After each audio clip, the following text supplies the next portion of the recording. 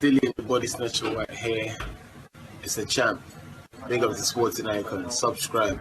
Otherwise, I might pay you guys a visit. Right, so Prince Charles Martin, I walk this earth like a god, former IBF World Heavyweight Champion, has yet again called out Dillian Whyte, blasted him in some ways by doing a selfie video clip, going in on Dillian Whyte, saying how Dillian is talking a slick mess, whatever the world that means, and Dillian is hiding behind the skirt of Eddie Hearn, or words to that effect, and why would Dillian go to America to fight a bum when he could be fighting him instead? Video to this in the description box. Now, firstly, it's an interesting fight. I think people will be quite interested in it. But at the same time, we know Dillian, he's got a lot of haters anyway. Dillian's one of these kind of fighters. He's damned if he does and he's damned if he doesn't. Okay, but if he was to fight Charles Martin, imagine the reaction. What, fighting Charles Martin, what a bum. But Charles Martin, in truth, is actually better than people give him credit for.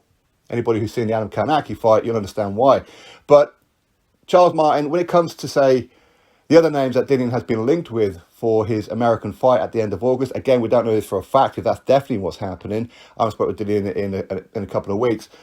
Although, at that point, when I did speak with him, a decision hadn't been made yet if he's going to be fighting on DAZN or Sky Sports going forward. So I don't know if a decision has been made yet. But the names that had been mentioned, Jermaine Franklin, undefeated fighter, and WBA regular World Heavyweight Champion, Trevor Bryan. But are these guys bums, as Charles Martin would call them, in comparison to himself, Charles Martin? We don't know. I mean, I think Jermaine Franklin is an unknown quantity. In fact, Jermaine Franklin, I actually forgot about him when I did my top 10 American heavyweights. I actually forgot all about him. For me, he is a top 10 heavyweight.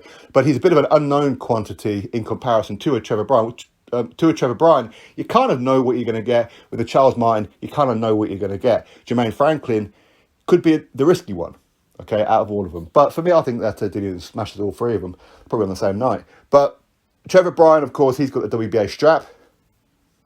Charles Martin, people, I don't know, whenever people look at Charles Martin, they kind of think of the Joshua fight. But as I said before, I think Charles Martin is actually better than people give him credit for. Walked this earth like a god much? Not really. Sat in the middle of the ring much is what happened. But it's an interesting one because on one of the occasions where I've spoken to Dillian in interview form, I asked him about him fighting southpaw fighters. How does he get on with southpaw fighters? Because, of course, we're talking about Otto Wallin and the likes of Luis Ortiz and that. He said, you know what? I've never actually fought a southpaw fighter. So that would be interesting to see how Dillian makes the adjustments to a southpaw style. I know people say, but a fight is a fight, and from one perspective, of course, you're absolutely right. But at the same time, you do have to make certain adjustments. Bigger shots are coming in from different angles, all that kind of thing. But it's going to be quite difficult for Dillian in some ways, because obviously he needs sparring. He needs sparring southpaw fighters to prepare for a southpaw fighters. What southpaw fighters are out there that Dillian could be sparring to help him prepare for a Charles Martin or whoever? Otto Wallin? No, Otto Wallin is seen as somewhat of a rival. So that wouldn't happen. Luis Ortiz, again, somewhat of a rival. And any kind of decent fighters that are left over who are southpaw, where do you think they're going to be? Do you think they're going to go over to Portugal and help out Dillian Whyte? Unlikely, because Anthony Joshua is going to be fighting a southpaw fighter next in Alexander Usyk. What camp do you think they're going to already be confirmed for? Anthony Joshua, of course. Joshua's already got his sparring partners in. So Dillian is going to struggle to get some southpaw sparring, or at least to my knowledge anyway. But of course, with all the restrictions about travelling, with him going over to Portugal, of course he lives over there now, it's going to be quite difficult. It is going to be difficult. But at the same time, I think when you look at, say, a Trevor Bryan, a Jermaine Franklin and Charles Martin, of course, is the bigger name out of all of them, that's for sure. Now, him fighting a bum, firstly, I'm perfectly okay if Dillian wants to go fight a bum. If anybody deserves it, he does. I mean, he's only had 37 fights, amateur and pro combined. Look at his resume. Absolutely fantastic, is it not? Of course, Dillian's got a lot of haters, that's for sure, who just won't give him credit no matter what he does. And they'll criticise him for fighting either Bryan, Franklin, or Martin. That's how it's going to be. But you know what, Dillian's he's got broad shoulders. He understands what some boxing fans are like. But I think that it's an interesting fight. I'm not too confident that the PBC would allow Charles Martin to go fight on, say, DAZN, if that fight presents itself for a DAZN. I don't know if the PBC would allow that. They will see Charles Martin as a hopeful for them. If not, he'll they will feed Charles Martin to, say, Andy Ruiz Jr., to a Deontay Wilder. Of course, that fight was rumoured for quite some time. And if Charles Martin gets to win over any of those in-house fighters, well, that's fine. He's an in-house fighter anyway.